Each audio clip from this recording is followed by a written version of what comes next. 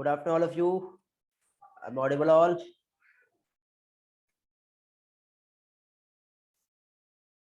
Good afternoon, Ashilisa. Good afternoon, Sakshi, Pradaya, Zanvi. Good afternoon, Chaitali. Good afternoon, Krishna. Good afternoon, Riya.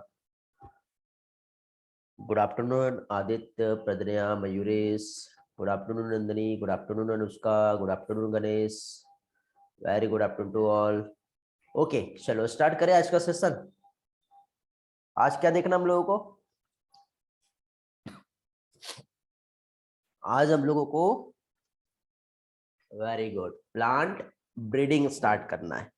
Enhancement and food production, ये chapter हम लोग अभी देख रहे हैं और इस चैप्टर में लास्ट लेक्चर में हम लोगों ने फूड, उसके इम्पोर्टेंस, एनहांस करना क्यों जरूरी है और क्या हो सकता है हमारा लाइव स्टॉक, कितना परसेंटेज लाइव स्टॉक हमारे इंडिया में है वर्ल्ड के कंपैरिजन में, ये सारी चीजें हम लोगों ने लास्ट लेक्चर में देख ली है। ओके, तो आज हम लोगों को यहाँ पे फाइनली सबसे पहले, क्योंकि मेन सोर्स हमारे फूड का जो है वो तो प्लांट ही है, क्योंकि प्लांट से ही हमें बहुत सारे फूड ऑब्टेन होते हैं, चाहे आप सीरियल्स की बात कर लो या फिर फ्रूट्स की बात कर लो या वेजिटेबल्स की बात कर लो, तो मैक्सिमम अमाउंट में फूड हमें जो है वो प्लांट से ही मिलता है। इसके पहले हम लोगों ने इनब्रीडिंग, आउटब्रीडिंग क्या होता है, आउट क्रॉसिंग क्या होता है, ये हम लोगों ने लास्ट लेक्चर में देखे थे। आई होप आपको वाला पार्ट क्लियर होगा। ऐसा तो नहीं है कि रिवाइज करना है last lecture. If yes so we can, otherwise आगे का पार्ट हम कंटिन्यू करेंगे फिर।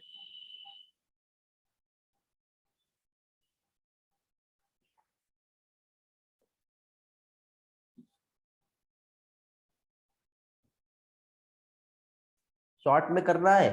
अथर्व का रिस्पॉन्स आया है, अनुष्का का आया है नो सर, सारा कुछ क्लियर है। मीनत कह रहा है कंटिन्यू करो।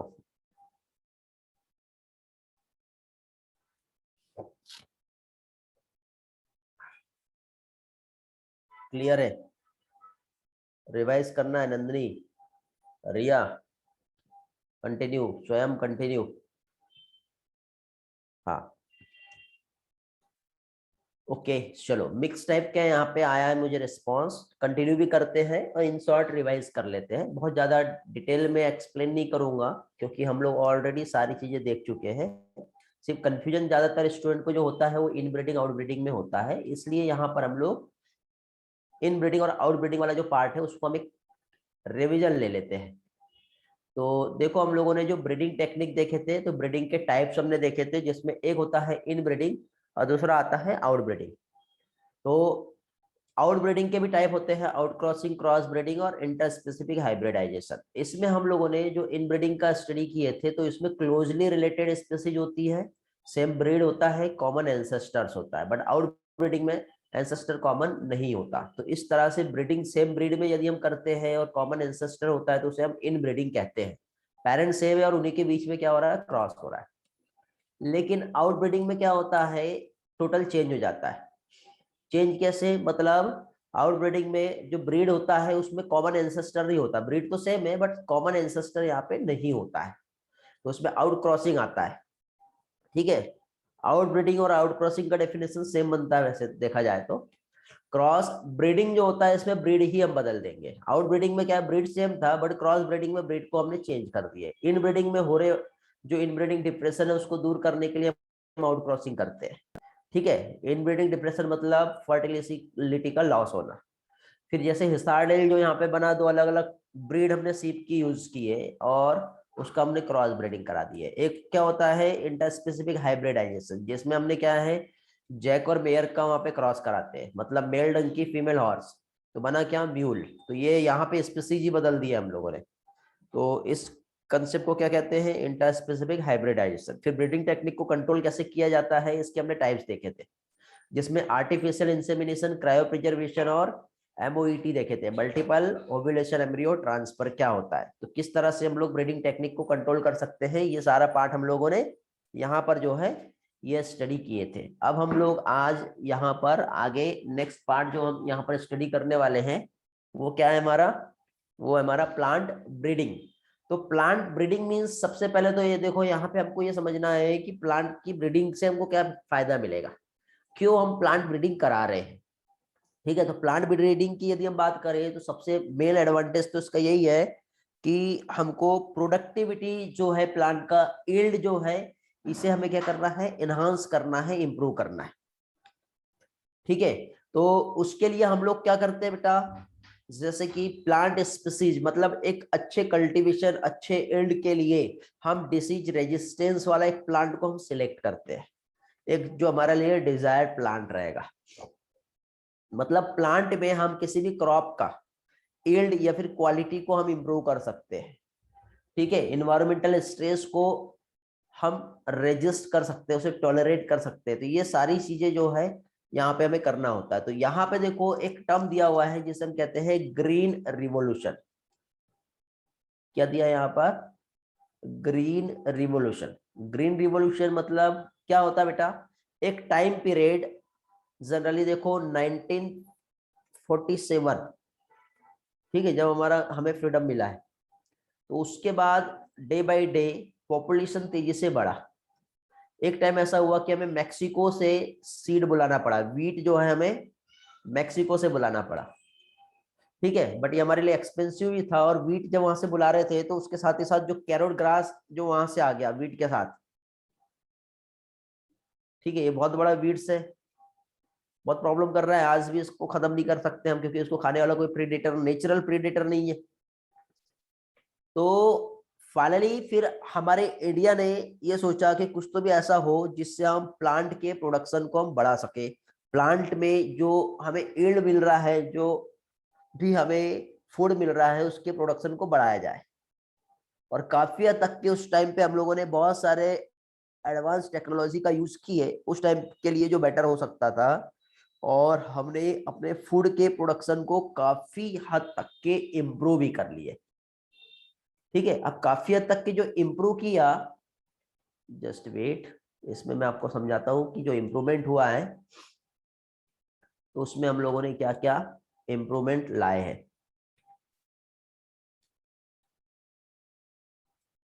तो प्लांट का क्या चीज, जो हम लोगों ने प्रोडक्शन जो हमने प्लांट्स की हेल्प से जो लिए हैं, ठीक है, प्लांट्स की हेल्प से जो भी हमें प्रोडक्शन जो मिला, तो उसमें क्या कह सकते हैं हम लोग,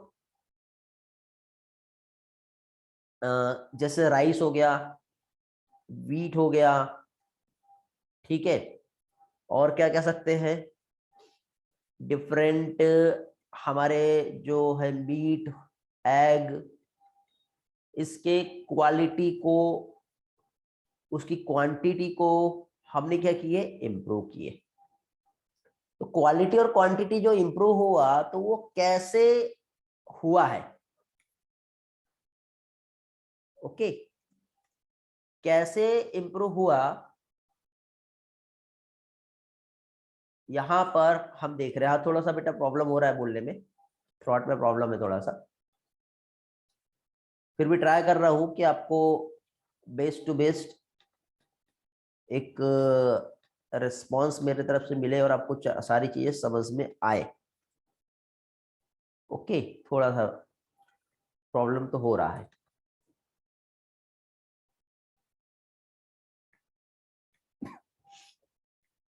एक काम करते हैं, स्लाइड से ही थोड़ा सा पहले कंसेप्ट समझते हैं, फिर ड्राइंग पे आएंगे। हाँ, क्या देख रहे थे हम लोग, green revolution. Green revolution means क्या है, एक development and flourishing of the agriculture, it was dependent on plant breeding. ठीक है, ग्रीन रिवॉल्यूशन मतलब हम ये कह सकते हैं कि एक टाइम पे हम लोगों ने जो हमारे फूड का जो प्रोडक्शन है, ठीक है, हमारे फूड के प्रोडक्शन को, जैसे कि वीट और राइस के प्रोडक्शन को हम लोगों ने काफी हद तक के इम्प्रूव किए। ओके, मैनिपुलेशन का मतलब होता है बेटा गणेश, जैसे उसकी मरम्मत करना, ऐसा हम कह सकते हैं। Modification, manipulation means modification, modification भी हम कह सकते हैं, या फिर साथ ही साथ जैसे कि उसके जेनेटिक्स जीन्स को हम फेरबदल कर रहे हैं, ऐसा भी हो सकता है। ठीक है, हाँ। तो अब इसमें मतलब प्लांट ब्रीडिंग की हेल्प से हम फूड की क्वालिटी को हम बढ़ा रहे हैं, क्वांटिटी को बढ़ा रहे हैं, मतलब एग्रीकल्चर के हम टोटल डेवलपमेंट को इंप्रूव कर रहे हैं, उसमें डेवलप कर रहे हैं। ये फिनोमिना ग्रीन रिवोल्यूशन कहलाता है। क्या कहलाता है? Green revolution. तो इसमें हमने कोई भी एक प्लांट स्पीसीज ली है जो एक डिजायर कैरेक्टर वाली थी। ठीक है, डिजायर कैरेक्टर में हो सकता है कि वो अच्छा यील्ड दे रहा हो, या हो सकता है कि वो डिसीज से रेजिस्टेंस हो, बट दोनों कैरेक्टर एक अकेले सिंगल प्लांट में नहीं था। ये एक प्लांट जो डिसीज से रेजिस्टेंट था, बट ये वाला जो प्लांट है अच्छा फ्लेवर दे रहा था। बट हम ये चाहते हैं कि दोनों भी चीजें हमको एक ही प्लांट में मिले, तो हमने उसको डीएनए को लेकर के जोड़ दिए। जीन मैनिपुलेशन हम बायोटेक्नोलॉजी में पढ़ेंगे क्या होता है। ठीक है, जीन मैनिपुलेशन क्या होता है बायोटेक्नोलॉजी में, इसको और डिटेल में पढ़ेंगे। फिलहाल आप ये याद रखो कि हमने क्या किए, इनका ब्रीडिंग करा दिए। तो ब्रीडिंग के दो तरीके होते हैं बेटा, एक तो क्लासिकल प्लांट ब्रीडिंग होती है जिसमें हम प्योर लाइन को सिलेक्ट करते हैं और उसका हाइब्रिडाइजेशन कराते हैं, मतलब आर्टिफिशियल सिलेक्शन करते हैं हम लोग डिजायर ट्रेट्स का, और उसको फाइनली उनके बीच में क्रॉस करा के डिसीज रेजिस्टेंट और बेटर फ्लेवर वाला प्लांट हम एक ही इसमें दोनों क्वालिटी एक ही प्लांट में प्रोड्यूस करा सकते हैं।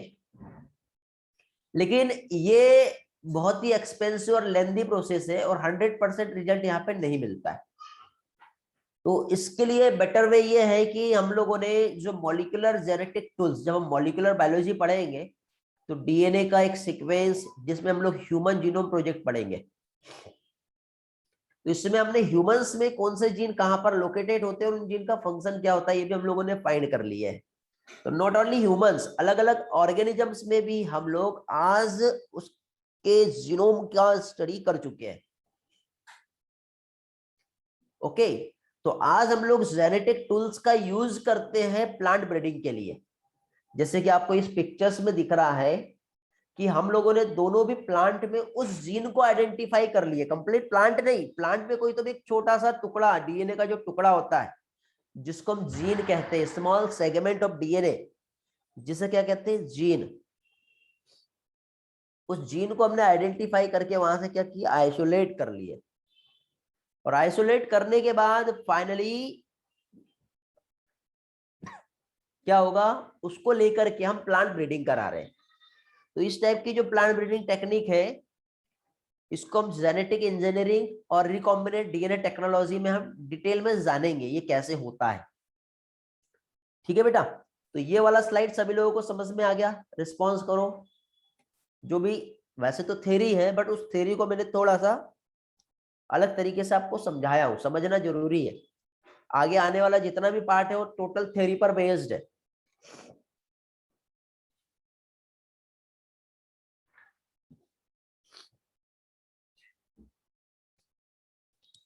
चलो सभी का क्लियर हो गया, नेक्स्ट स्लाइड पे चलेंगे अभी।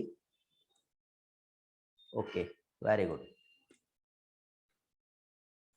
तो अब हम लोग जो प्लांट ब्रीडिंग कर रहे हैं, ठीक है, तो प्लांट ब्रीडिंग से क्या क्या एडवांटेज हो सकते हैं।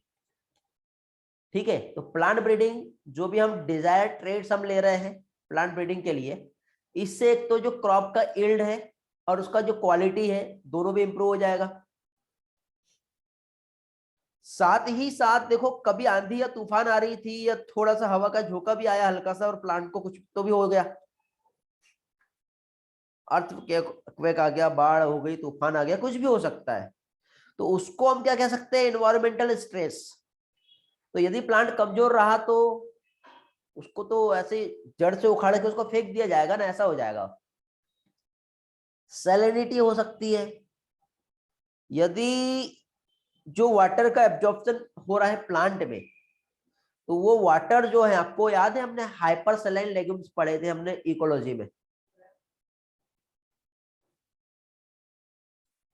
याद आ रहा है? हाँ, तो यदि ज्यादा सॉल्टी वाटर प्लांट एब्जॉर्ब करता है तो क्या होगा ये बताइए।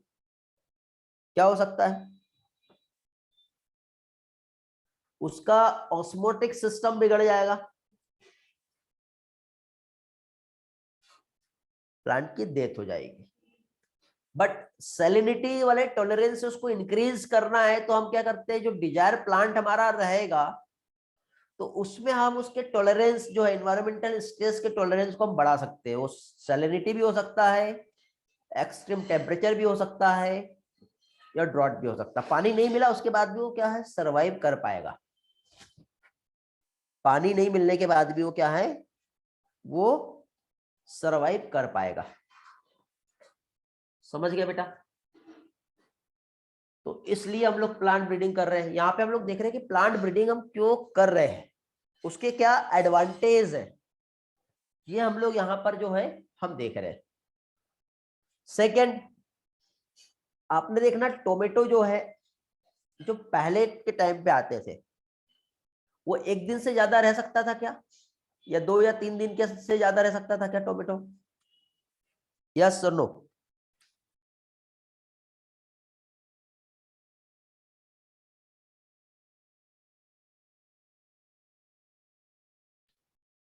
नहीं रह सकता था। क्या रीजन है बेटा, क्या होता होगा?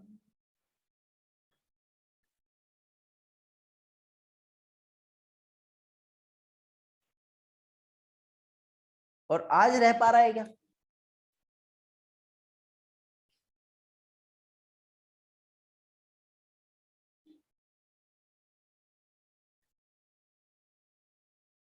आज के टाइम पे आप टोमेटो को 8 to 15 डेज तक के भी प्रिजर्व करोगे तो उसे कुछ नहीं होता,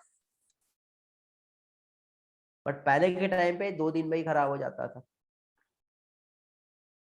तो यहाँ पे हमने क्या किए, जो एक तो पेस्ट और पैथोजन से हमने उसके रेजिस्टेंस को क्या किए, इंक्रीज कर लिए।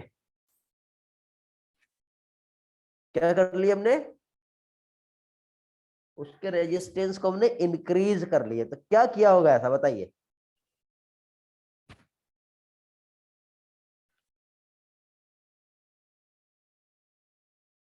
Very good. चलो, कुछ लोगों को मालूम है। अभी हमारा बायोटेक्नोलॉजी वाला पार्ट नहीं हुआ है। हाँ, ज्यादा दिन तक प्रिजर्व रखने के लिए बेटा वहां पे साइलेंसिंग ऑफ एमआरएनए एक टेक्निक होती है, साइलेंसिंग ऑफ एमआरएनए। ओके, ये वाला पार्ट भी मैं आपको जब बायोटेक पढ़ाऊंगा तो उसमें समझाऊंगा कि साइलेंसिंग ऑफ एमआरएनए का क्या रोल होता है। फिलहाल आप इतना याद रखो कि हमने क्या किए, एक डिजायर क्वालिटी वाला टोमेटो को सिलेक्ट करें, उसका हमने क्रॉस कराए, ब्रीडिंग कराए टोमेटो प्लांट का, और एक हेल्दी सा टोमेटो हमने प्रोड्यूस कर लिए जो डिसीज से रेजिस्ट है, इंसेक्ट पेस्ट से वो रेजिस्ट है, पैथोजन से वो रेजिस्ट है। तो उसका जो सेल्फ लाइफ क्वालिटी जो है वो क्या हुआ, इंप्रूव हो गया।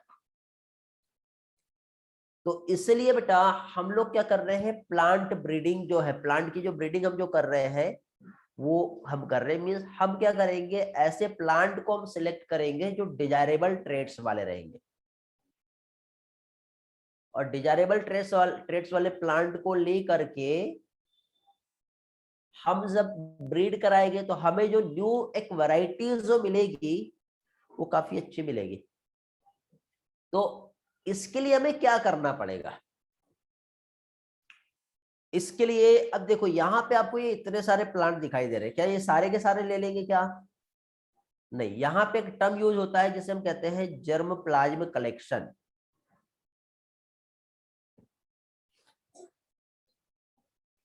क्या चीज? Germ plasm collection.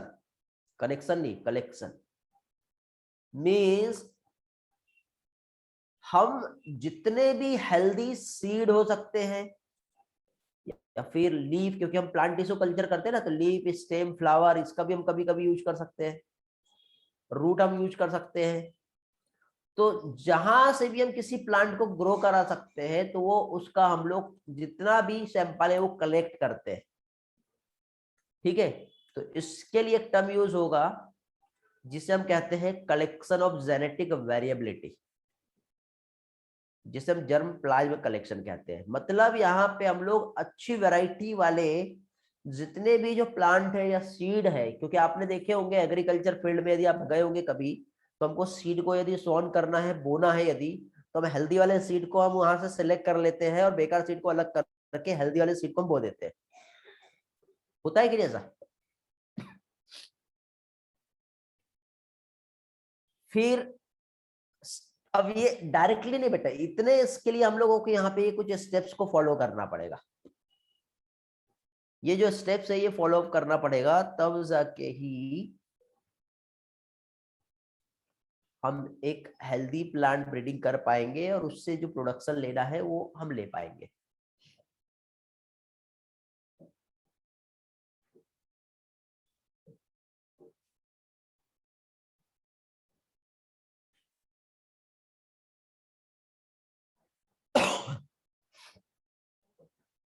हाँ, तो अब देखो क्या चीज, यहाँ पे कुछ स्टेप्स होती है प्लांट ब्रीडिंग के लिए, तो आप लोगों को ये जो स्टेप्स है ये याद रखनी है। सबसे पहली चीज, फर्स्ट स्टेप आता है कलेक्शन ऑफ जेनेटिक वेरिएबिलिटी। नाम सुन लो पहले, फिर काम क्या होते हैं वो देखेंगे। सेकेंड होता है जिसे हम कहते हैं evaluation and selection of parents. जैसे थोड़ी देर पहले मैंने आपको कहा था कि बहुत सारे सीड है आपके पास, तो कोई भी सीड को उठा के बो नहीं दोगे ना आप, उसमें से अच्छे वाले जो सीड है उसको आप सिलेक्ट करोगे, तो उसको हम evaluation and selection of parents कहते हैं। इवेल्युएट करना कौन से अच्छे हैं और कौन से खराब है उसको अलग अलग कर देना, उसे हम evaluation and selection of parents कहते हैं। कलेक्शन ऑफ जेनेटिक वेरिएबिलिटी का मतलब जितने भी आपके पास कलेक्शन हो सकता है सारा, ठीक है। जैसे कि कोई भी आप पर्टिकुलर क्रॉप को आप ग्रो कराना है, कल्टीवेट करना है, तो उसके लिए आपके पास जितने भी वेरिएबिलिटी है वो सारी चीज आप कलेक्ट कर लो, उसमें से जो बेस्ट होगा उसको हम सिलेक्ट करेंगे, तो ये यहाँ पे इवोल्यूशन में आ जाएगा, इवेल्युएशन एंड सिलेक्शन। जब हमने सेलेक्ट कर लिए तो सेलेक्ट करने के बाद हो सकता है कि इसमें से हमने 2 या 3 स्पेशल कैरेक्टर्स ट्रेट्स को हमने सिलेक्ट कर लिए।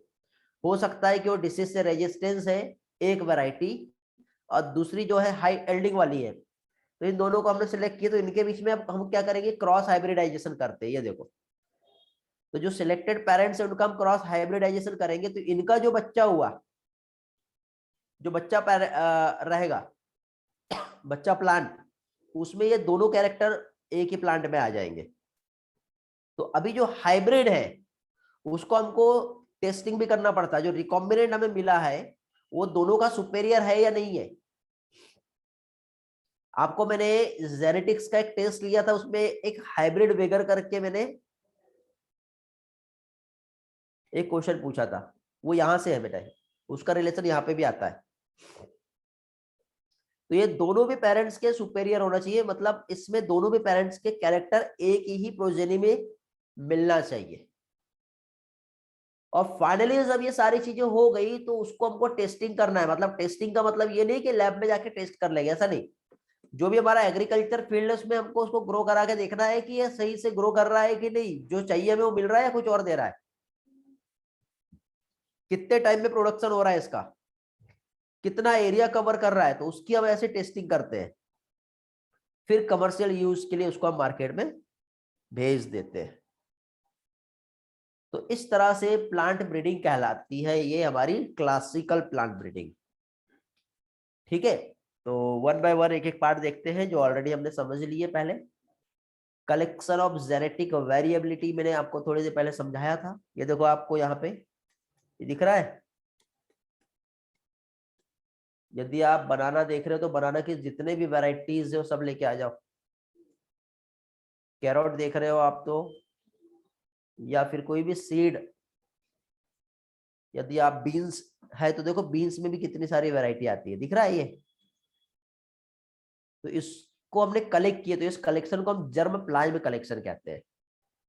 मतलब वाइल्ड रिलेटिव जितने भी जो क्रॉप्स है उसकी प्री एग्जिस्टिंग जेनेटिक वेरिएबिलिटी जो अवेलेबल है उसको कलेक्ट करना, उसको प्रिजर्व करना, वाइल्ड वैरायटी को, फिर उसकी स्पीसीज और रिलेटिव स्पीसीज जो है या कल्टीवेटेड जो स्पीसीज है उसको भी हम कलेक्ट करते हैं। तो ये सारा जो कलेक्शन होता है, इंटायर कलेक्शन, जिसमें ऑल एलिल्स ऑल जीन्स के उस क्रॉप के यहाँ पे प्रेजेंट है, तो इस कलेक्शन को जर्म प्लाज्मिक कलेक्शन कहते हैं। बेटा ये डेफिनेशन ऐसी की ऐसी याद कर लो, इंटायर कलेक्शन ऑफ प्लांट या फिर इंटायर कलेक्शन ऑफ सीड जिसमें ऑल एलिल्स प्रेजेंट है ऑल जीन्स के। तो इस तरह की जो क्रॉप हमें जो मिल रही है तो इसे हम क्या कहेंगे, जर्म प्लाज्म कलेक्शन। क्या कहेंगे हम इसे, इसे कहते हैं जर्म प्लाज्म कलेक्शन। ये वाला क्लियर हो गया ना बेटा, ये फर्स्ट मेन स्टेप है। रिस्पॉन्स कर दो, जर्म प्लाज्म कलेक्शन समझा सभी को?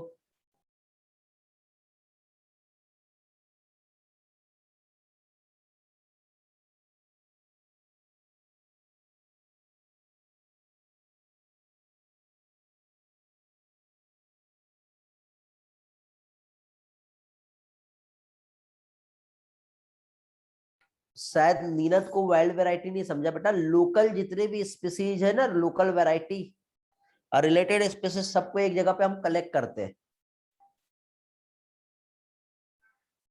ओके,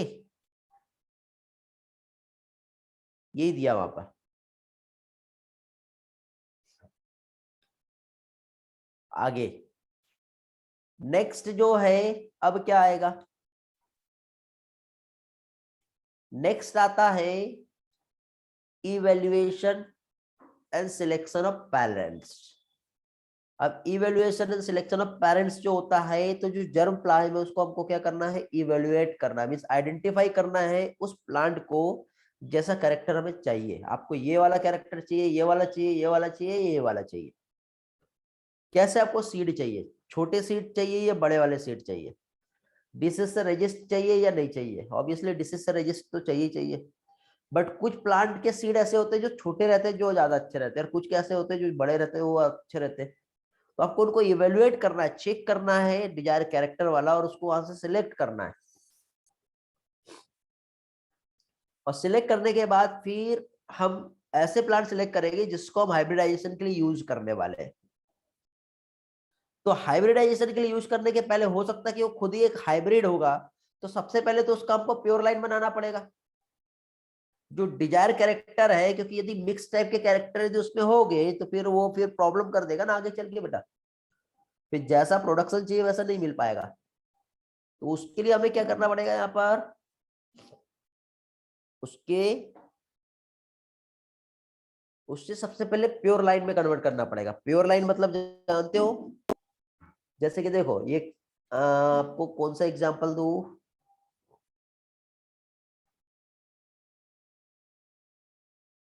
आपको एक मेंडल वाले क्रॉस का एग्जांपल दे देता हूं, ठीक है? मेंडल के क्रॉस का एग्जांपल याद होगा आपको, कैपिटल टी का स्मॉल टी के साथ क्रॉस हुआ तो सारे के सारे बने हाइब्रिड टॉल। तो हमने ये वाला सिलेक्ट कर लिया यदि, और इसमें डिजायर कैरेक्टर टॉल है, तो इसकी क्या कराओ, सेल्फिंग करा दो पहले। सेल्फिंग कराने के बाद कैपिटल टी और स्मॉल टी अलग मिल जाएगा। लेकिन हमको ये चेक करना है तो उसके लिए हम टेस्ट क्रॉस और बैक क्रॉस करते, याद है? फिर कंफर्म हो गया कि हमको ये वाला कैरेक्टर ट्रेड सिलेक्ट करना है और ये वाला नहीं करना, तो फिर हम इसको सिलेक्ट करके फर्दर जो हमारा आगे का प्रोसेस है उसके लिए भेज देते हैं।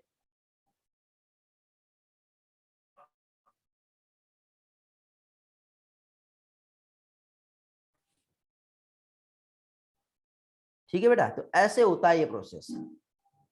अब ये प्रोसेस तो हो गया, मतलब इवेल्युएशन भी हो गया और सिलेक्शन भी हो गया पेरेंट्स का। देन अब क्रॉस हाइब्रिडाइजेशन होगा अमॉन्ग द सिलेक्टेड पेरेंट्स। जो पेरेंट्स हमने सिलेक्ट कर लिए, प्लांट ए और प्लांट बी, ये डिसीज से रेजिस्टेंस है और ये हाई एल्डिंग वाला है, दोनों के बीच में क्रॉस कराएंगे तो ये देखो ये भुट्टा ऐसा था, ये ऐसा था और ये ऐसा था।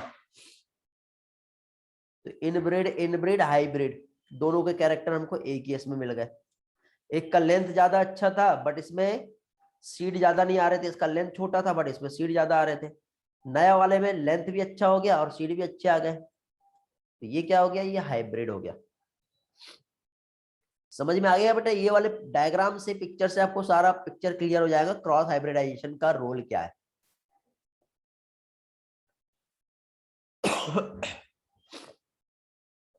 हो गया ना क्लियर? Very good. तो अब यहां पे क्या देख रहे हैं हम लोग? ये यहां पे कहां से इनकम्प्लीट डोमिनेंस आ जाएगा बेटा गणेश? नहीं, इनकम्प्लीट डोमिनेंस का रिलेशन ही नहीं है यहाँ पर कहीं से कहीं तक के।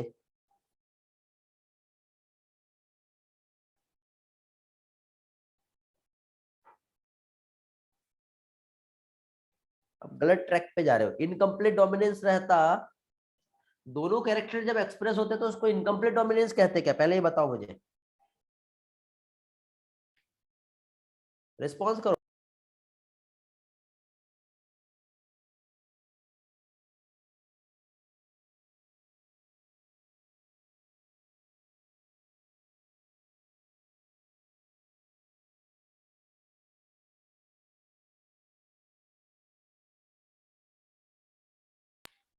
गणेश याद आया क्या?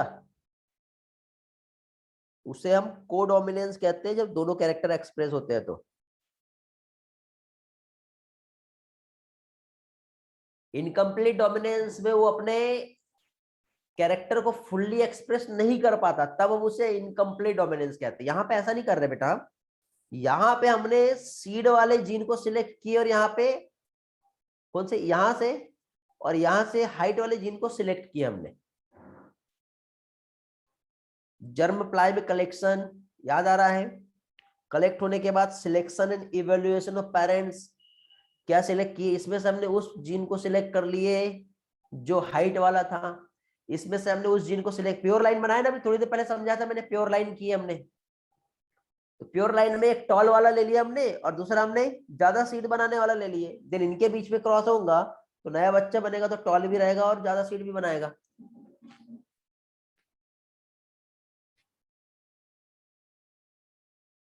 समझा क्या रिलेशन है इसका?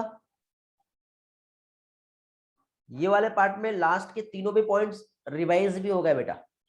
ये थर्ड पॉइंट में इसके लास्ट के दोनों पॉइंट भी रिवाइज हो गए, मतलब टोटल तीनों भी पॉइंट रिवाइज हो गया आपका यहाँ। तो क्रॉस हाइब्रिडाइजेशन का मीनिंग क्या होता है? एक ऐसा प्रोसेस जिसमें डिजायर कैरेक्टर्स, जिसको हम जेनेटिकली कंबाइन कर रहे हैं, मतलब टू डिफरेंट पेरेंट्स को लेकर के हम एक हाइब्रिड प्लांट को प्रोड्यूस कर रहे हैं। और जब हम प्रोड्यूस कर रहे हैं तो जो हाइब्रिड प्लांट रहेगा उसमें प्रोटीन कंटेंट भी बहुत ज्यादा रहेगा, डिसीज से रेजिस्टेंस भी रहेगा दूसरे प्लांट के कंपैरिजन में। समझे? तो ऐसा होता है। यार आज ना तबीयत ठीक नहीं लग रही, लेकिन फिर भी क्लास ले रहा हूँ आपका, ठीक है? थोड़ा कोऑपरेट करो और जल्दी जल्दी रिस्पॉन्स करो, इतना समझा क्या?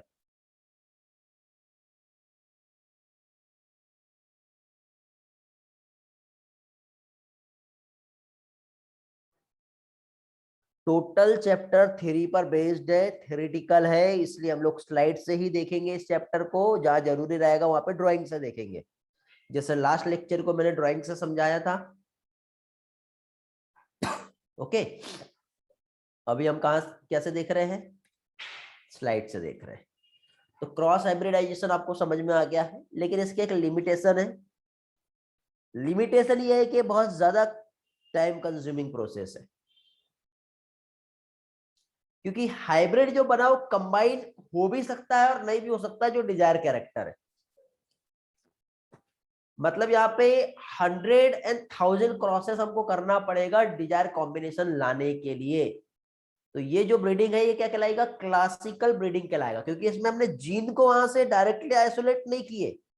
हमने देखो प्योर लाइन बनाया पहले, तो प्योर लाइन बनाने के बाद फिर हम वहां पे क्रॉस लगा के देख रहे हैं, फिर क्रॉस लगाने के बाद देख रहे हैं कि इसमें डिजायर कॉम्बिनेशन आया कि नहीं आया।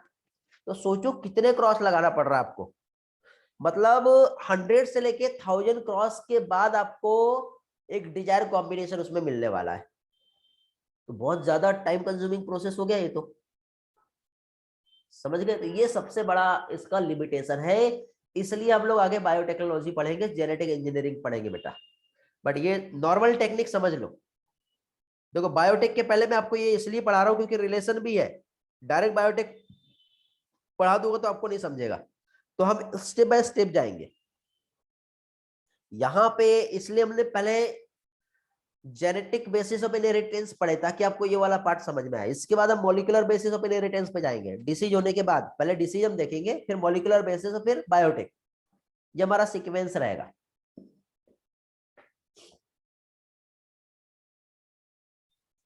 चलो आगे बढ़ते हैं। अब नेक्स्ट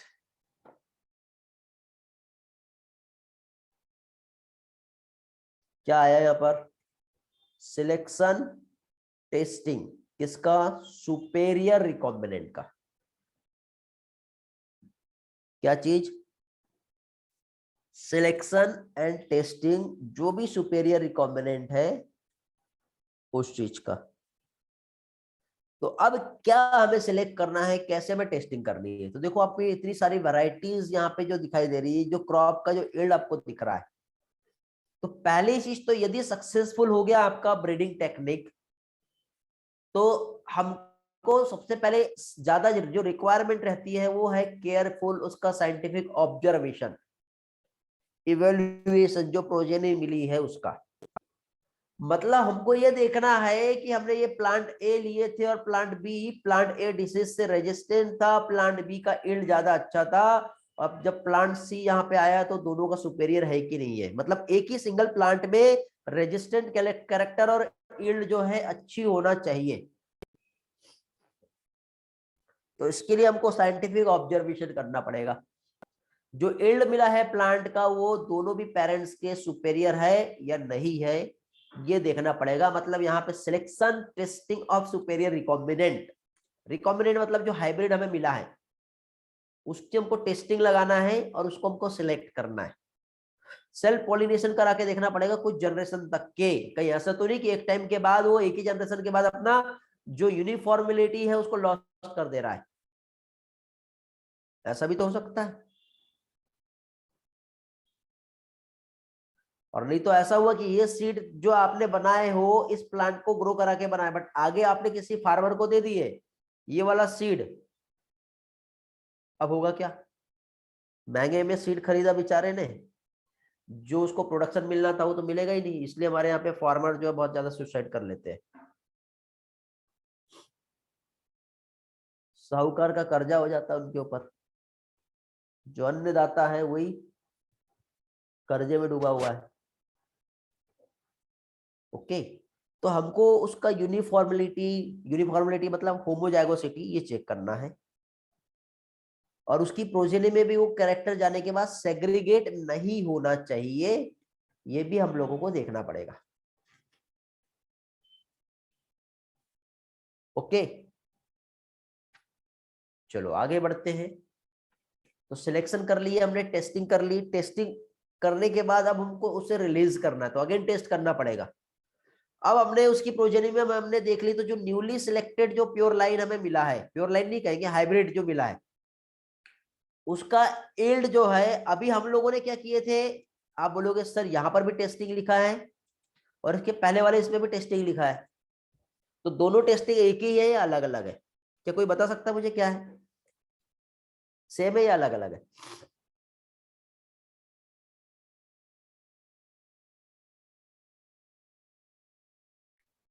अरे रिस्पॉन्स करो जल्दी से।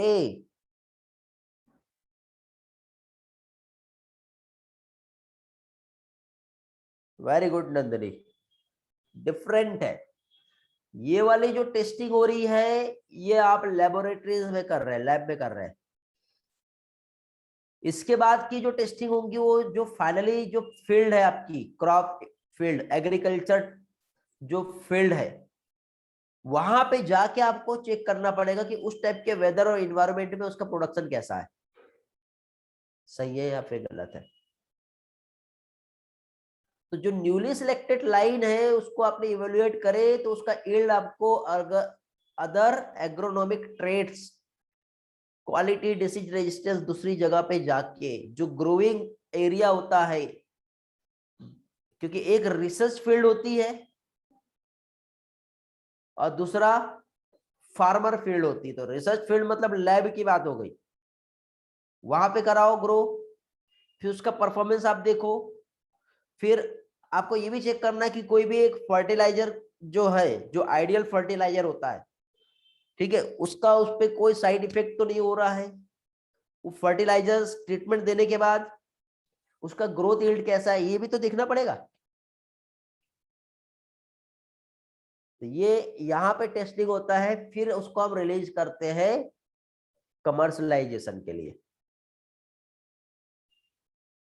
ओके, देन इवोल्यूशन हो गया, टेस्टिंग मटेरियल। तो उसके बाद फाइनली रिसर्च फील्ड के बाद कहाँ पे, फार्मर फील्ड, जो खेत होता है, जो एग्रीकल्चर लैंड होती है, वहां पे जाके हम लोगों को एटलीस्ट 3 ग्रोइंग सीजन तक के हमको अलग अलग लोकेशन पे या कंट्री पे उसका हमको रिजल्ट देखना पड़ेगा।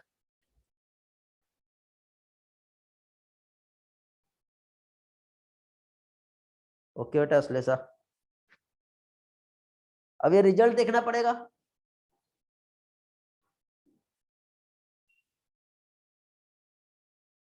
देन यदि वो वहां पे उसका टेस्टिंग सक्सेसफुल होता है तो उसको अब हम कमर्शलाइजेशन के लिए आगे भेज सकते हैं, और नहीं तो नहीं भेजेंगे।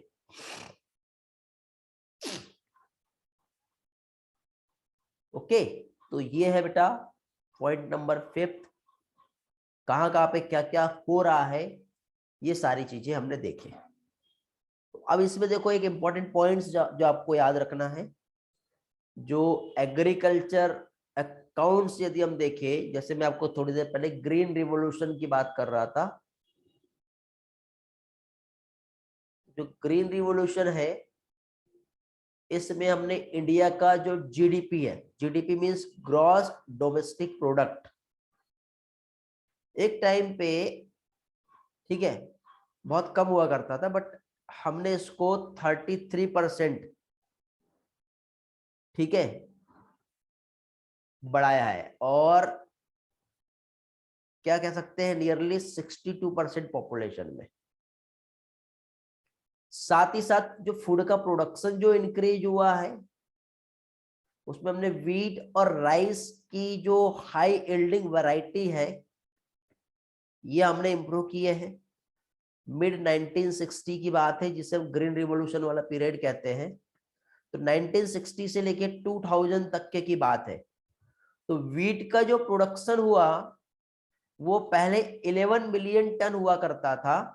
तो आज हमारे पास वीट का जो प्रोडक्शन है 11 मिलियन टन से 75 मिलियन टन तक के हो गया है।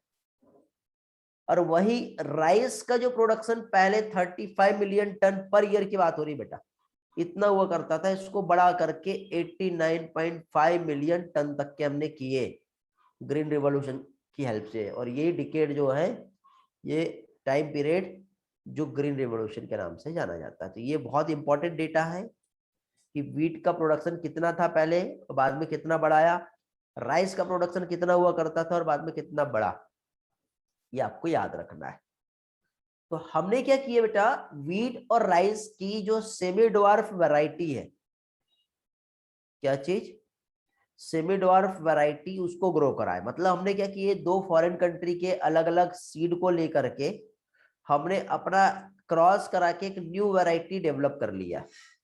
जैसे जया, रत्ना, कल्याण सोना, सोनालिका, ये वीट और राइस का सेमी ड्वार्फ वैरायटी है। तो देखो नॉर्मल जो बोरलॉग है ये फादर है ग्रीन रिवॉल्यूशन के, ये आपको याद रखना है पहली चीज। तो नॉर्मल ई बोरलॉग जो है, इन्होंने क्या किया, इन्होंने जो इंटरनेशनल सेंटर था वीट एंड मेज इंप्रूवमेंट मैक्सिको में, वहां पे सेमी ड्वार्फ वैरायटी वीट का इन्होंने डेवलप किया। कौन सी, सेमी ड्वार्फ वैरायटी, कहां पे, मैक्सिको में। और यही चीज 1963 में high yielding disease resistant wheat variety जैसे कि सोनालिका और कल्याण सोना, ये हमारे इंडिया में बेटा इसको इंट्रोड्यूस किया गया है। तो अब ये क्वेश्चन एग्जाम में आ सकता है कि हमारे इंडिया में जो वैरायटी इंप्रूव हुई है, वैरायटी किसकी, वीट की, वो कौन सी है? तो वह है कल्याण सोना और सोनालिका। ये डायरेक्ट क्वेश्चन आएगा, डायरेक्ट याद रखो इसे। साथ ही साथ देखो, एक सेमी ड्वार्फ वैरायटी राइस का, ठीक है, राइस का सेमी ड्वार्फ वैरायटी, इसको हमने नाम दिया IR8, जो डेवलप किया है। तो देखो IR8 जो डेवलप हुआ था, ठीक है, कहां से? एक international rice research institute Philippines में, और एक टेचुंग नेटिव वन जो ताइवान का है। तो ये दोनों अलग अलग कंट्री के राइस को लेकर के हमने अपने इंडिया में राइस को डेवलप किया, जो थोड़ी देर पहले मैंने आपको समझाया था, जया और रत्ना। ये बेटर यील्डिंग वाली सेमी ड्वार्फ वैरायटी है IR8। ये देखो बेटा, ये हम लोगों ने हमारे इंडिया में क्या किए हैं, डेवलप किए हैं। ओके, समझा? यहां तक के क्लियर हुआ पॉइंट सारे जो भी मैंने समझाया आपको? रिस्पॉन्स करो जल्दी से।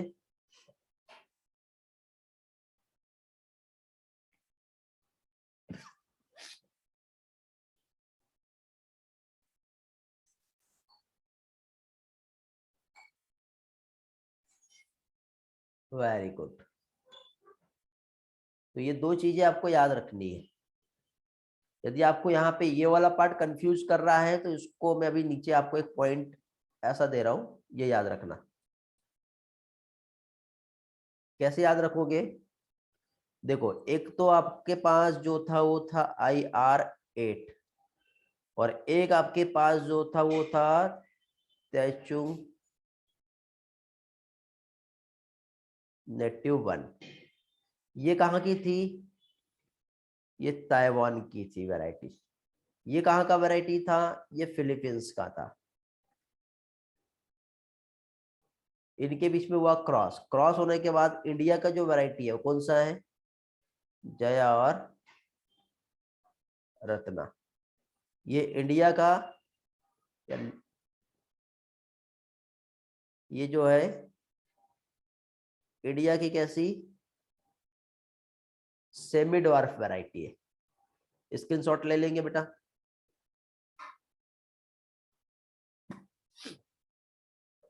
हो गया? इजी टू लर्न, ऐसा कर सकते हो।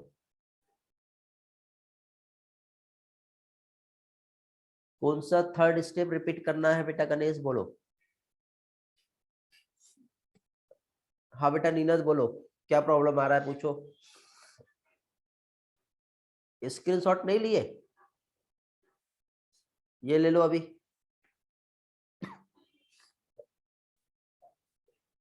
हाँ गणेश पूछो बेटा, कहाँ का प्रॉब्लम था?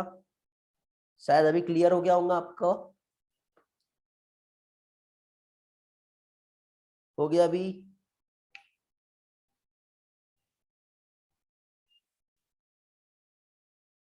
तारिस के मैसेज, तारिस मैसेज करो फिर से मुझे।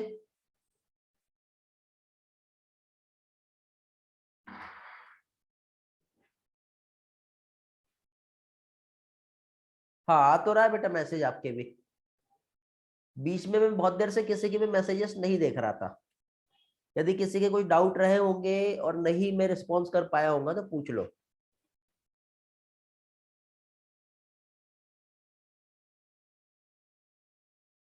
थर्ड स्टेप प्लांट ब्रीडिंग का रिपीट करना है। गणेश को प्रॉब्लम आ रहा है। ठीक है, चलो रिपीट कर देता हूं बेटा गणेश। थर्ड स्टेप कौन सा था? ये वाला बेटा गणेश। हाइब्रिडाइजेशन, दो अलग अलग प्लांट जो होते हैं ना। एक मिनट, ठीक है, इसको भी मैं दूसरे तरीके से समझा देता हूं। देखो क्या है बेटा, ये एक प्लांट है और ये दूसरा प्लांट है। ये वाला प्लांट जो है वो डिसीज से रेजिस्टेंस है, बट इसमें हाई एल्डिंग जो है नहीं आ रही है। ये प्लांट ए की बात है, बट प्लांट बी, एक काम करते हैं, इसको दूसरे एग्जांपल से समझाता हूं। एक शुगर केन का एक वैरायटी है बेटा, ठीक है, हमारे एनसीईआरटी में एक एग्जांपल दिया हुआ है। शुगर केन की हमारे पास दो वैरायटी है, एक जो साउथ साइड में शुगर केन ग्रो करता है वो वाला है, और एक जो नॉर्थ साइड में जो शुगर केन ग्रो करता है एक वाला है। तो इसमें से इसकी जो वैरायटी है, एक को हम सेक्रम बारबेरी कहते हैं और एक को सेक्रम ऑफिसिनेरम। तो अब क्या होता है इसमें, एक शुगर केन जो कि डिसीज से रेजिस्टेंस है, अब कौन सा वाला है मुझे याद नहीं आ रहा है अभी, ठीक है,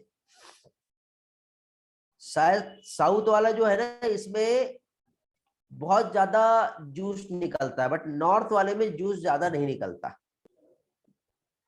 बट नॉर्थ वाला लंबे टाइम तक के रह सकता है, साउथ वाला रह नहीं सकता। इन दोनों को हमने क्रॉस करा लिए। फिर हमने ये भी देखे कि साउथ वाले को नॉर्थ में और नॉर्थ वाले को साउथ में ले जाके कल्टीवेट करके देखते हैं, तो वो भी पॉसिबल नहीं हो पाया उसके वेदर के अकॉर्डिंग।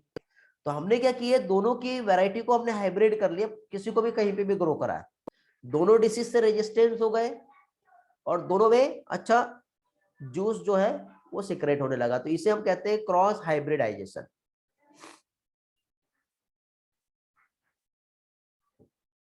अभी गणेश समझ में आ गया?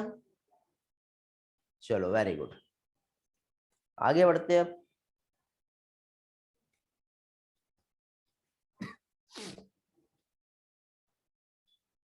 सोनालिका, कल्याण सोना, IRA, टेचुनेटिंग वन, जया रत्ना, ये नाम याद रखना, कौन से कहाँ के ये पूछे जाते हैं। ये देखो बेटा, अभी थोड़ी देर पहले हम जो देख रहे थे, यहाँ पे वही वाला एग्जांपल दिया है शुगर केन का। अब मेरे को भी याद नहीं आ रहा था, अभी यहाँ पे आ जाएगा। देखो, एक सेक्रम बारबेरी आपको दिख रहा है और सेक्रम ऑफिसिनेरम। तो सेक्रम बारबेरी जो है हमारे नॉर्थ इंडिया में ग्रो करता है, बट इसमें शुगर कंटेंट और ईल्ड जो है बहुत पुअर रहती है।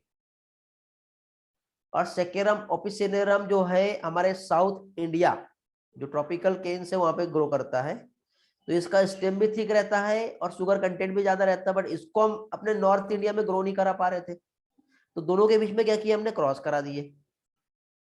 क्रॉस होने के बाद अब हुआ क्या, अब हाइब्रिड जो शुगर केन है उसको कहीं पे भी ग्रो कराओ, क्वालिटी भी अच्छा, यील्ड भी अच्छा, स्टेम भी अच्छा और जूस भी अच्छा, ठीक है। और जिसमें जूस अच्छा था वो नॉर्थ इंडिया में ग्रो नहीं कर पा रहा था, बट आज हम उसको नॉर्थ इंडिया में भी ग्रो करा रहे हैं।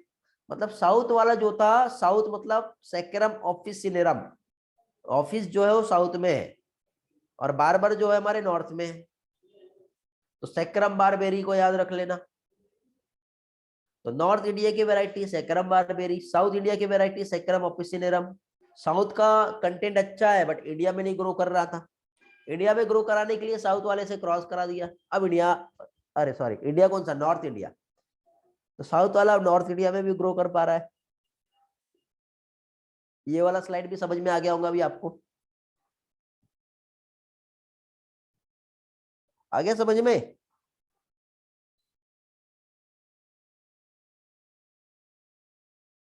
चलो वेरी गुड, बहुत इजी चैप्टर है, थ्योरी है, डायरेक्ट क्वेश्चन एग्जाम में आते हैं, इसलिए आपको इसकी प्रैक्टिस करनी पड़ेगी। यहां तक के तो ठीक है, याद रहता है, बहुत आसान है, बट मैक्सिमम स्टूडेंट को बेटा प्रॉब्लम भी होती है। कई स्टूडेंट को मैंने कहाँ कहाँ पे गलती करते हुए देखा हूँ या भूलते हुए देखा हूँ, वो बात सुन लो मेरी।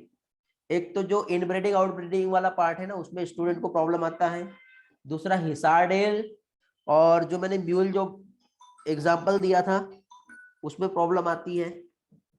ठीक है, एक मिनट, ऑफिस से फोन आ रहा है, बोलने दो उन्हें। सर क्लास चल रहा है। हाँ सर, हाँ हाँ वही वाला सर, वही वाला। आप लोगों का टेस्ट नहीं है ना इस बार? जूनियर वालों का है। चलो ठीक है, सेक्रम बारबेरी और सेक्रम ऑपिसिनेरम। तो अब यहाँ पे यदि हम देखें तो, हाँ मैं ये कह रहा था क्या क्या याद रखना है। ब्रीडिंग वाला पार्ट याद रखना है, म्यूल कैसे बना वो याद रखना है, हिसार्डेल कैसे बना वो याद रखना है, मेरिनो रैम्स मेल था या फीमेल था ये पूछा जाता है, ठीक है। मेरेनो जो था वो रैम्स था या ईव था ये पूछा जाता है, बहुत कंफ्यूज होता है बेटा। फिर बीकानेरी ईव होती है जो फीमेल है, राम हमेशा मेल रहता है ना, तो मेरिनो रैम्स, राम जो है वो मेराइन में है ऐसा याद रखो, तो मेरिनो रैम्स जो मेल है, तो बीकानरी ईव रहेंगी, क्योंकि यहीं पे ट्विस्टिंग चालू हो जाती है और यहीं पे कंफ्यूजन चालू हो जाता है। फिर एक सबसे बड़ा कंफ्यूजन ये इसमें होता है, सेकेरम बारबेरी और सेकेरम ऑफिसिनेरम। तो बारबर जो है वो नॉर्थ में है और ऑफिस जो है वो साउथ में है, और साउथ वाली वैरायटी ज्यादा अच्छी है, नॉर्थ वाली खराब है। साउथ वाले को नॉर्थ वाले में ग्रो नहीं करा पा रहे थे, तो हमने क्रॉस करा दिए, फिर कहीं पे भी ग्रो करा लो, ऐसा है। उसके बाद टैचू नेटिंग 1 और IR8 फिलीपींस और ताइवान। IR8 फिलीपींस का है और ताइवान में कौन सा है, टैचुंग नेटिंग 1। दोनों को मिला के क्या बनाया, जया और रत्ना। कल्याण सोना और सोनाली का क्या है, वीट का हाई एल्डिंग डिसीज रेजिस्टेंस वैरायटी है, ठीक है। ऐसे क्वेश्चन आते हैं बेटा। एक आता है मिलेट्स, भुट्टे की जो भुट्टा ज्वार बाजरा जो होता है ना, मेज ज्वार बाजरा, जिसको हमने डेवलप किया बेटा। तो हाई एल्डिंग जो वैरायटी है, तो ये जो सीड ग्रेन्स जो होते हैं उसको कॉमन टर्म में मिलेट्स कहते हैं। बस इतना ही याद रखो, इससे ज्यादा नहीं जाना आपको, समझ गए। अब हमने प्लांट ब्रीडिंग तो की है, अब हमको स्पेशल एक एक प्लांट ब्रीडिंग कैसी होती है वो देखना है। जैसे हमको डिसीज से रेजिस्टेंस बनाना है तो उसके लिए हमको प्लांट ब्रीडिंग करना है, यदि हाई एल्डिंग करना है तो उसके लिए प्लांट ब्रीडिंग करना है। तो हमने क्या किया, हमारे साइंटिस्ट ने, अब हर कैरेक्टर एक ही प्लांट में चाहिए ऐसा जरूरी नहीं है। कुछ प्लांट ऐसे थे सब कुछ अच्छा था लेकिन डिसीज बहुत जल्दी हो रही थी उसमें, जैसे tobacco mosaic virus, leaf curl disease, bunchy top of papaya, ये ऐसे जो बहुत सारे डिसीज हो रहे थे। तो इसको डिसीज से रेजिस्टेंस करना है, तो अब हम क्या करेंगे, प्लांट ब्रीडिंग करेंगे, स्पेशली किस चीज के लिए, डिसीज रेजिस्टेंस के लिए। तो प्लांट में जो डिसीज कॉज हो रहा था तो उसकी वजह से क्रॉप का लॉस 20 से 30% तक के, और कभी कभी तो टोटल लॉस भी हो जा रहा था, क्योंकि ऑब्वियसली कभी भी किसी प्लांट को डिसीज हुआ तो जितना हमें प्रोडक्शन मिलना चाहिए उतना नहीं मिलेगा ना, तो 20 से 30% लॉस होता है। बट कभी कभी ऐसा होता है कि टोटल प्लांट जो है वो लॉस्ट हो जाता है। तो फिर इसके लिए हमें क्या करना है, तो एक तो फूड का प्रोडक्शन इनहांस हो जाए, ये जो लॉस हो रहा है वो ना हो, और प्लांट में डिसीज भी ना हो। तो उसको रिड्यूस करने के लिए हम जनरली यूज करते थे क्या चीज, फंगीसाइड्स और बैक्टीरियोसाइड, क्योंकि ज्यादातर जो डिसीज है फंगस और बैक्टीरिया की वजह से होती है और कुछ वायरस की वजह से होती है। बट ये तो केमिकल है ना, तो कुछ ऐसा हो कि हमारा जो होस्ट प्लांट है उसको ही हम रेजिस्टेंस बना दे, यदि मतलब उसमें उसके जेनेटिक एबिलिटी को हमने इंप्रूव कर दिया ताकि पैथोजन से होने वाली डिसीज जो है उससे उसको प्रिवेंट कर दे। तो उसके लिए हमने क्या किए, प्लांट ब्रीडिंग किए ताकि वो डिसीज से रेजिस्ट हो जाए। क्या हो जाए, डिसीज से वो रेजिस्ट हो जाए। तो डिसीज से रेजिस्ट होने के लिए हमने क्या किए, प्लांट ब्रीडिंग किए, हो गया। तो अभी आगे कुछ प्लांट्स है, जैसे कि for example fungus, fungal disease कौन कौन से होती है वो एग्जांपल दिए हैं, जैसे रस्ट। रस्ट मतलब देखो छोटे छोटे ब्लैक कलर के पाउडर के फॉर्म में जो है आपको धब्बे दिखाई देते हैं, जैसे आप अनियन में देखना ब्लैकिश स्पॉट्स दिखाई देते छोटे छोटे, उसे हम रस्ट कहते हैं। तो वीट में भी ब्राउन रस्ट होता है, शुगर केन में भी देखना, जो शुगर केन होता है उसमें से लाल लाल लाइनिंग दिखाई देती है, उसे red rot of sugarcane कहते हैं। ये यहाँ पे पिक्चर में देखो, ये भी बेटा ये शुगर केन में डिसीज है, फंगल डिसीज है। एक फंगस है जिसका नाम है कोलिटोट्राइकम, उसकी वजह से होता है, बट ये एग्जाम में नहीं पूछा जाएगा तो उसको छोड़ दो आप। एक और नाम, एक tikka disease of groundnut है। आप देखना ग्राउंड नट जो है उसके सीड जो है पूरे खराब हो जाते हैं, वो भी एक फंगस है, सर्कोस्पोरा पर्सोनेटा, उससे होता है। ये भी आपको पूछा नहीं जाएगा, उतना डिटेल याद नहीं रखना है, सिर्फ ये याद रखो नाम। फंगस से होने वाली disease, brown rust of wheat, red rot of sugarcane और लेड ब्लाइट ऑफ पोटैटो। ये देखो पोटैटो में क्या प्रॉब्लम आ गया। बैक्टीरियल जो डिसीज है तो ब्लैक रॉट ऑफ क्रूसीफर, ये याद रखना है। ये देखो ये दिखाई दे रहा है आपको, वायरल डिसीज में टोबैको मोजेक और टर्निप मोजेक ये है, ये दिखाई दे रहा है आपको। तो ये बेटा डिसीज के नाम, कौन सा डिसीज बैक्टीरिया से हो रहा है, कौन सा डिसीज फंगस से हो रहा है, और कौन सा डिसीज वायरस से हो रहा है, ये आप लोगों को याद रखना है। तो अब क्या मेथड है, हमको प्लांट ब्रीडिंग करना है डिसीज से रेजिस्टेंस के लिए, तो क्या मेथड यूज करनी पड़ेगी। तो दो मेथड है बेटा, एक तो कन्वेंशनल ब्रीडिंग टेक्निक है और दूसरा म्यूटेशन ब्रीडिंग टेक्निक है। दो मेथड की हेल्प से हम प्लांट ब्रीडिंग कर सकते हैं और उसे हम डिसीज से रेजिस्टेंस बना सकते हैं। कन्वेंशनल ब्रीडिंग टेक्निक अभी तक के जो मैंने समझाया आपको, प्लांट लेना है, सिलेक्ट करना है, इवेल्युएट करना है, हाइब्रिडाइज करना है, टेस्टिंग करना है और रिलीज करना है, उसे हम कन्वेंशनल ब्रीडिंग टेक्निक कहते हैं। एक आता है म्यूटेशन ब्रीडिंग टेक्निक। तो कन्वेंशनल ब्रीडिंग तो आप समझ चुके होंगे अभी तक के, तो अब हमें क्या पढ़ना है, म्यूटेशन ब्रीडिंग पढ़ना है।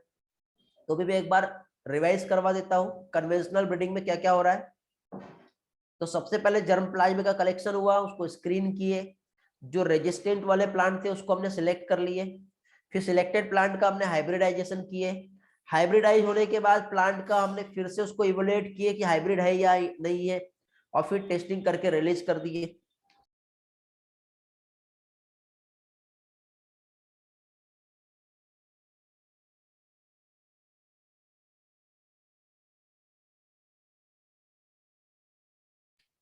समझ गए, हेलो, ऐसा होता है, सिंपल है ये, अभी तक के हम लोग देखे।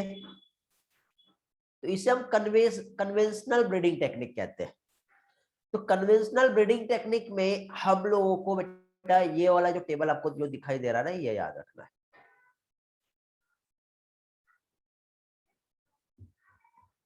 क्या क्या है, क्रॉप, वैरायटी और कौन कौन से डिसीज से रजिस्ट हो गए, क्या क्या है। देखो हमारे पास जो डिसीज से रजिस्ट हमने किए हैं, वीट, वैसे तो बहुत सारा है बट हमें एग्जाम के लिए जो एनसीईआरटी ने दिया उतना याद रखना है। तो वीट का वैरायटी है, ब्रेसिका सरसों बोलते हैं जिसको, उसका वैरायटी है, कॉलीफ्लावर आप जानते हो, काउपी और चिली, इतनी वैरायटीज हमारे पास है जो डिसीज से रेजिस्ट है। तो इसकी जो डिसीज रेजिस्टेंट वैरायटी है उसके नाम बेटा हम उसको वीट नहीं कहेंगे, वीट की जो डिसीज रेजिस्टेंस वैरायटी है उसको हम हिमगिरी कहते हैं। और हिमगिरी जो है ये लीफ एंड स्ट्रिप रस्ट और हिल बंट डिसीज से रेजिस्ट है। तो ये डिसीज के नाम है। अब आप बोलोगे सर ये नाम नहीं समझा, तो नाम को समझना नहीं पड़ता, नाम को याद करना पड़ता है। ओके, तो दिस इज अ टर्म्स, इस टर्म्स के मीनिंग्स नहीं है, दिस इज नॉट टर्म्स, इसको हम नेम्स कहेंगे। जैसे व्हाइट रस्ट ये डिसीज है, black rot and curl blight black rot ये डिसीज का नाम है, बैक्टीरियल ब्लाइट ये डिसीज का नाम है, chilli mosaic virus, tobacco mosaic virus और डीप कर्ल ये डिसीज के नेम्स है। तो आप लोगों को ये नेम्स याद करने हैं। क्या याद करना आप लोगों को, नाम। तो देखो वीट का जो वैरायटी है हिमगिरी, ब्रेसिका का पूसा स्वार्निम जिसे हम करण राई कहते हैं, कॉलीफ्लावर में पूसा सुब्रा और पूसा स्नोबॉल केवन, काउपी में पूसा कोमल आता है और चिली में आता है Pusa Sadabahar. Pusa Sadabahar chilli mosaic virus, tobacco mosaic virus से, पूसा कोमल जो है बैक्टीरियल ब्लाइट डिसीज से रेजिस्ट है, पूसा सुब्रा और snowball K one black rot and curl black rot इससे रेजिस्ट है। याद हो जाएगा।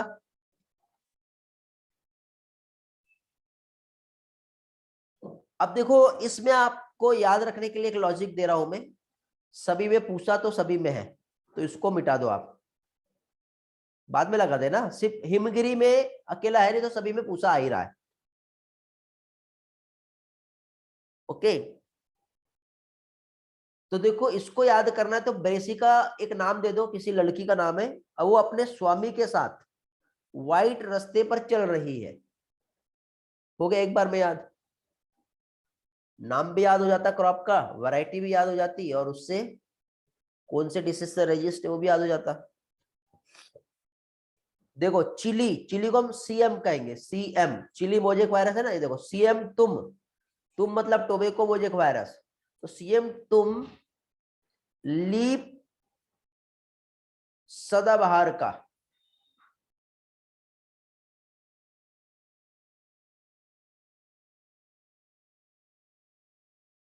सीएम तुम लीफ सदाबहार का चिली खाओ। कुछ भी आप यहाँ पे कुछ भी लॉजिक बना सकते हो यहाँ पर आप लोग, ऐसे बना लोगे ट्रिक, याद कर लोगे। कुछ प्रॉब्लम आया तो आप मुझसे पूछ सकते हो। इतना समझ में आ गया सभी को?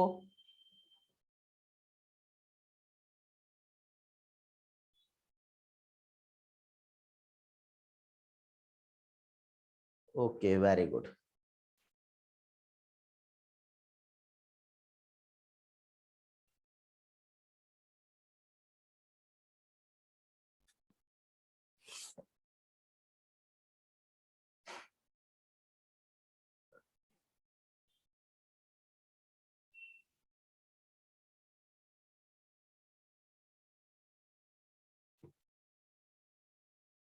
हाँ, अभी आगे बेटा एज इट इज ऐसे ही याद रखना है, इसको याद करना है। तो कन्वेंशनल ब्रीडिंग टेक्निक जो है ये हम लोगों ने देखे, और कन्वेंशनल ब्रीडिंग टेक्निक में हम लोग लिमिटेड नंबर ऑफ डिसीज को रेजिस्ट कर सकते हैं। बट म्यूटेशन ब्रीडिंग टेक्निक जो होता है, इसमें क्या करते हैं, म्यूटेशन तो आप जानते हो, हम लोगों ने जेनेटिक्स में म्यूटेशन पढ़े थे कि ये डीएनए है, इसमें कुछ रेडिएशन ट्रीटमेंट देके उसके जीन को चेंज कर सकते हैं हम लोग, जीन को मॉडिफाई कर सकते हैं। और जीन को जैसे मॉडिफाई किए तो प्लांट में हमने उस जीन को फाइंड कर लिए जो कोई डिसीज होने से बचा ले या डिसीज होने ही ना दे। ओके, और इस तरह से उस प्लांट को मल्टीप्लाई कर लिए। उसके अलावा दूसरे और मेथड्स है जिसमें एक जेनेटिक इंजीनियरिंग जो हम बायोटेक में पढ़ने वाले हैं, और एक सोमा क्लोन वेरिएंट होता है बेटा। सोमा क्लोन वेरिएंट में आपको प्लांट टिश्यू कल्चर जो होता है उसमें समझाऊंगा।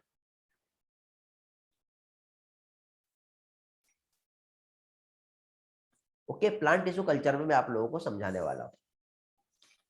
तो जेनेटिक म्यूटेशन, तो देखो म्यूटेशन में, म्यूटेशन की वजह से क्या हो रहा है, तो हम क्या कर रहे हैं, एक न्यू डिजायर कैरेक्टर को हम क्रिएट कर सकते हैं।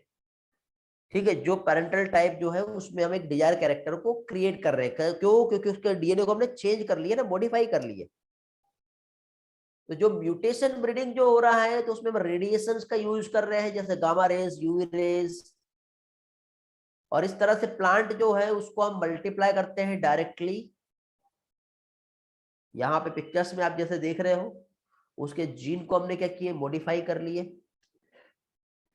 और हमने अभी तक के जो प्लांट जिसमें हमने किए, एक मूंग बीन है जिसको हमने येलो मोजेक वायरस से रजिस्ट किए हैं, और एक पाउडरी मिल्ड्यू डिसीज जो है, इससे हमने मूंग बीन को रजिस्ट किया है।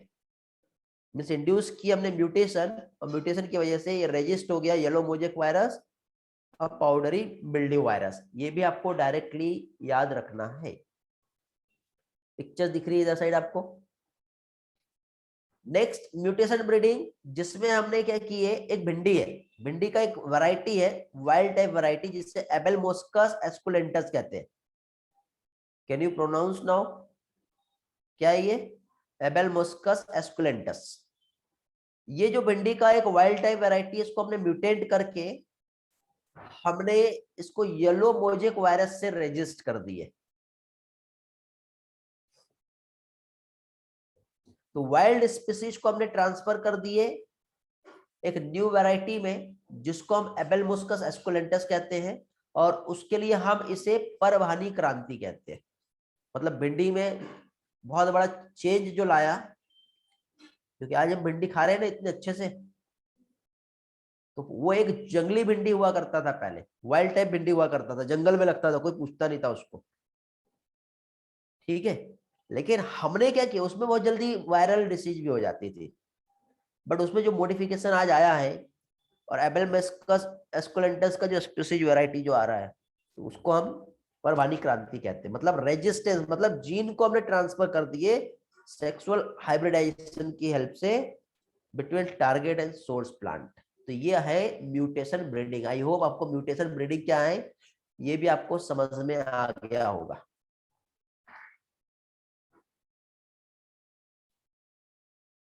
अब मुझे ऐसा लगता है कि इसके आगे का पार्ट आप डाइजेस्ट नहीं कर पाओगे, बिकॉज हैंग हो जाओगे इसके आगे। ठीक है, तो अभी तक के जितना भी पढ़ाया है उसको हम लोग रिवाइज करेंगे, बट रिवाइज ऐसा है कि आप लोग उसको एक बार पढ़ना है। ठीक है, कुछ डाउट है तो आप मुझसे पूछोगे अभी क्लास में ही। जस्ट रीड इट, एनसीईआरटी उठाओ और रीड करो। मैं आपको एनसीईआरटी लगा के दे रहा हूं यहाँ पर, क्या क्या हम लोगों ने पढ़ लिए हैं ये हम देख लेते हैं अभी।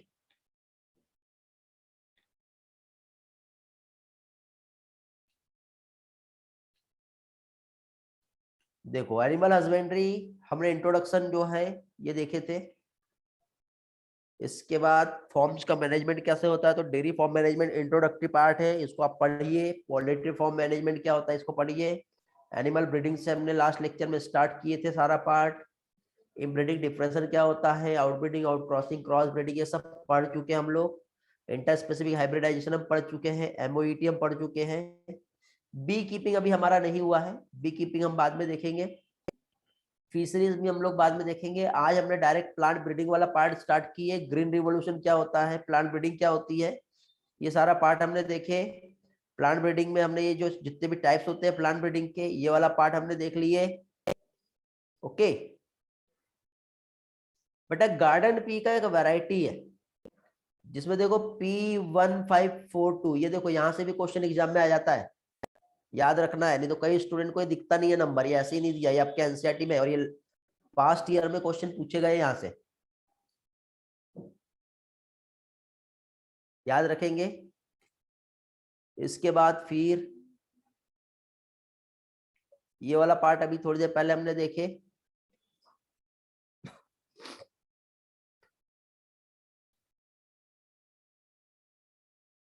देन जो डिसीज है और म्यूटेशन वाला पार्ट, ये टेबल बहुत इंपॉर्टेंट है बेटा, याद करना है आपको। कुछ प्रॉब्लम आती है तो आप मुझसे पूछ सकते हो।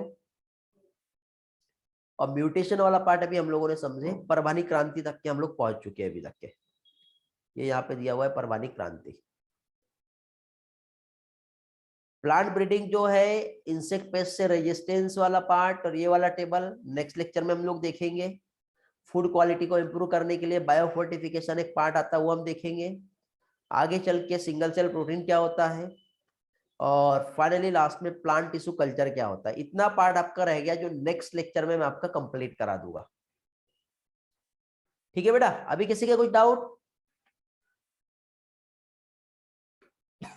10 मिनट में इतना सारा नहीं हो पाएगा, और आगे पढ़ाने गया तो आप तो हैंग हो जाओगे, ये गारंटी है।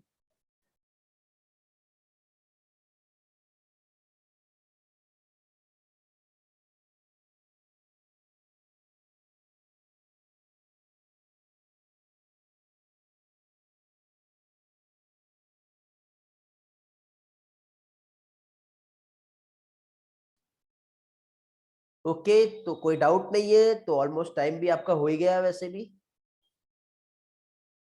आगे का पोर्शन फिर हम नेक्स्ट लेक्चर में कंटिन्यू करेंगे। ठीक है, एंड करें फिर आज का class. Okay, bye, thank you.